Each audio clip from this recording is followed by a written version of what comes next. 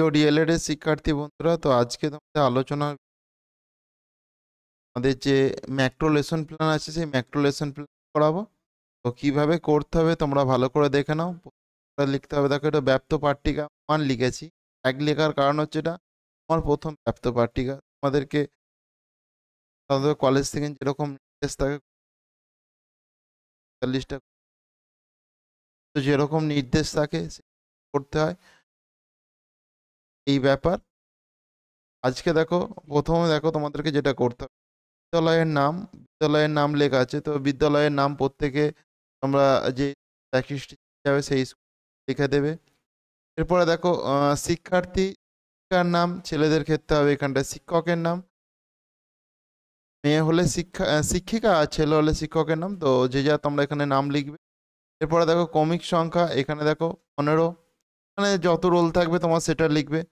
এরপরে দেখো শ্রেণী, তুমি কোন শ্রেণীর এখানে লেসন প্ল্যান করছো সেটা দেখো এখানে দ্বিতীয় শ্রেণীর। এরপরে দেখো শ্রেণীতে উপস্থিত শিক্ষার্থীর সংখ্যা, তোমরা এখানে সংখ্যাটা লিখে দেবে।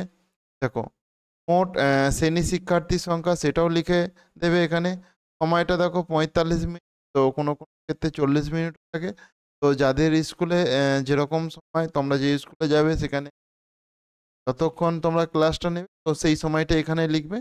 এবার দেখো তারিখের জায়গায় তোমরা তারিখটা দিয়ে দেবে। এরপরে দেখো বিষয়ের ক্ষেত্রে দেখো বিষয় দেখো গণিত নিয়ে করা হচ্ছে, সেজন্য একক হচ্ছে যোগের ধারণা। ওকে, একক সংখ্যার যোগফল, আজকের পাঠ সমগ্র অংশ, মানে এই যে দুটি সংখ্যার যোগফল এটা আমি পুরোটাই করাবো। ক্লিয়ার? তো প্রত্যেকে তোমরা ভালো করে মন দিয়ে দেখো। এরপরে দেখো যেটা করতে হবে, দেখো তোমাদেরকে উদ্দেশ্য, এরপরে উদ্দেশ্য করতে হবে। উদ্দেশ্য দুটো আছে, দেখো সাধারণ উদ্দেশ্য আর বিশেষ। দেখো ক দিয়ে তুমি যে সাধারণ উদ্দেশ্য করলে, দেখো এখানে দেখো 1 যোগের ধারণা নিতে পারবে,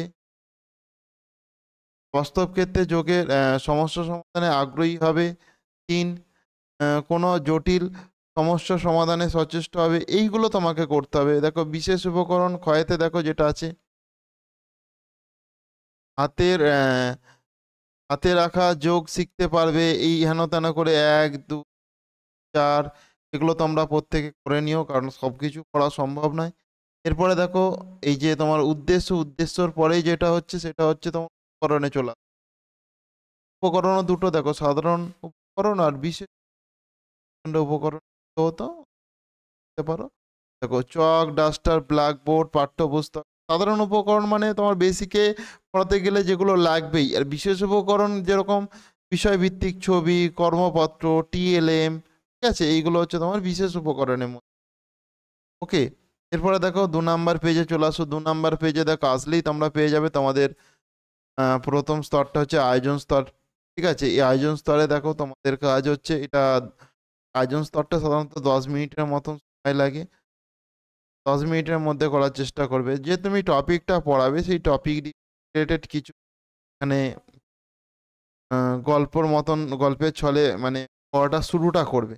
ওকে, তো বিষয় আয়োজন স্তরে দেখো তো তোমাকে করতে হবে প্রথমে বিষয়বস্তু, শিক্ষার কাজ, যৌক্তিকতা, শিক্ষার্থীর আচরণ, যৌক্তিকতা, সময় আর প্রত্যাশিত দেখো তোমরা প্রত্যেকে এটা ভালো করে দেখে নিও।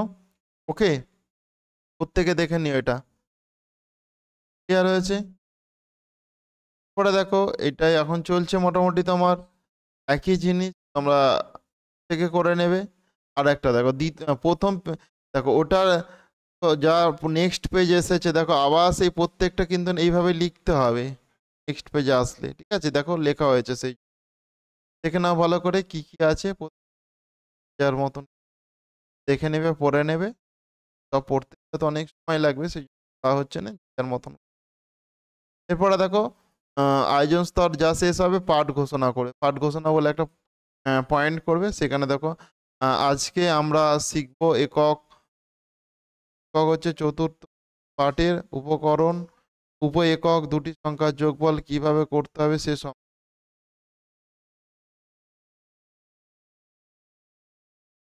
এরপরে দেখো ভালো করে উপকরণের নমুনা বা উপকরণ ব্যবহারের নমুনা যে যা ইচ্ছা করতে পারো। ঠিক আছে, তো ওটা বোঝাতে গেলে তোমরা যে সমস্ত উপকরণ মানে ছবি নেবে সেইগুলো সাধারণত এটা এই যে টিএলএম বানায় সেই টিএলএম-এরই মানে মিনিয়েচার এখানে সাঁটাতে হবে তোমাকে। বুঝতে পেরেছো? এটা দেখো, এটা তাহলে দেখো আয়োজন স্তর আর হচ্ছে উপস্থাপন স্তরের মাঝে তোমার এইটা করতে হবে, উপকরণ ব্যবহারের নমুনাটা করতে হবে। ঠিক আছে? উপকরণ ব্যবহারের নমুনা, তাহলে আয়োজন স্তর আর উপস্থাপন স্তরের যে মাঝের গ্যাপটা সেখানে তোমাকে, তো এটা সাধারণত পেজের পিছনের দিকে সাঁটালেই হবে, এর জন্য আর একটা পেজ নেওয়ার দরকার নেই। এরপর তুমি উপস্থাপন স্তরে চলে আসলে, দেখো উপস্থাপন স্তরে দেখো বিষয়বস্তু, শিক্ষার কাজ, যৌক্তিকতা, শিক্ষার্থী আচরণ, আচ্ছা প্রত্যাশিত, এটা তোমার দেখো এটা হচ্ছে তোমার মূল বিষয়ে ঢুকে গেলে। উপস্থাপন স্তর মানে তুমি এখানে এটা পড়াচ্ছ যে টপিকটা সেই টপিকের মূল বিষয়ে তুমি ঢুকছো, আর এটার জন্য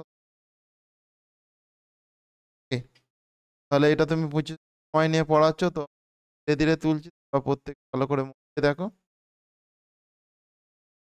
তোমরা প্রত্যেকে এটা ভালো করে পড়ে নিও। ওকে, সমস্তটা তো পড়ার পরে দেখো তুমি যে বোর্ড ব্যবহার করবে সেই জন্য ফলকের বা কোনো ফলক ব্যবহারের নমুনা যা ইচ্ছা লিখতে পারো, কৃষ্ণ ফলক ব্যবহারের নমুনাটা লিখলেই ভালো হবে। ঠিক আছে? এটা লিখতে পারো যে কৃষ্ণ ফলক ব্যবহারের নমুনা। ওকে, এখানে তুমি দেখো ব্ল্যাকবোর্ড ব্যবহার করছো, ব্ল্যাকবোর্ডে এই এভাবে এভাবে সমস্তটাই করবে। ঠিক আছে? ব্ল্যাকবোর্ডে তুমি যেটা লিখবে সেটা করে দেখো, তোমার এটা হচ্ছে তোমার উপস্থাপন স্তরের মাঝেই তোমাকে ব্ল্যাকবোর্ডটা সাঁটাতে হবে। ওকে,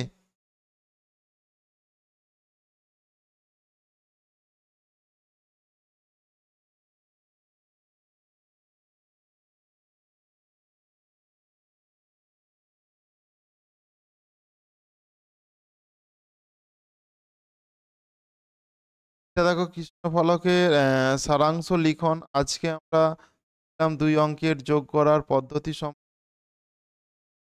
কোনো কিছু ছাড়াই হাতে রাখা যোগ পদ্ধতি। ঠিক আছে? এরপর তুমি মূল্যায়ন করবে। মূল্যায়নের সময় বিষয়টা পড়িয়েছো, দেখো মূল্যায়নের জন্য দেখো 10 মিনিট সময় বরাদ্দ। ওকে, মূল্যায়নের জন্য 10 মিনিট সময় বরাদ্দ করবে।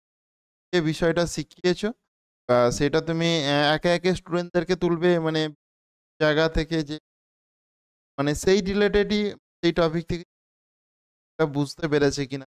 মনে হচ্ছে মূল্যায়ন করা মানে কতটা পড়িয়েছো সেটা যাচাই করে নেবে, সে হচ্ছে মেন। দেখো এখানে বিষয়বস্তু, শিক্ষিকার কাজ, যৌক্তিকতা, শিক্ষার্থীর আচরণ, প্রত্যাশিত উত্তর তোমাকে করতে হবে। ওকে?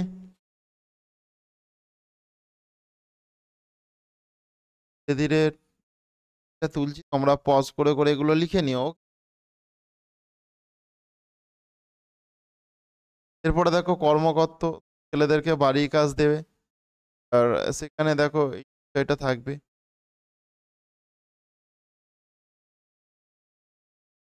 বা সংশোধনীমূলক পাঠ তোমাকে করতে, পাঠ এটা দেখো ভালো করে আছে, ভালো করে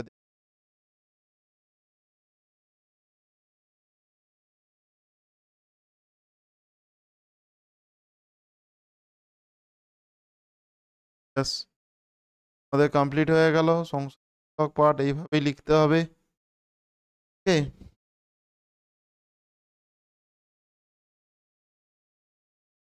ট্রাই করিয়ে দিলাম।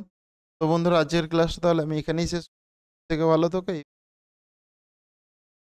পারবো টিএলএম দেওয়ার চেষ্টা করবো। ক্লাসটা এখানে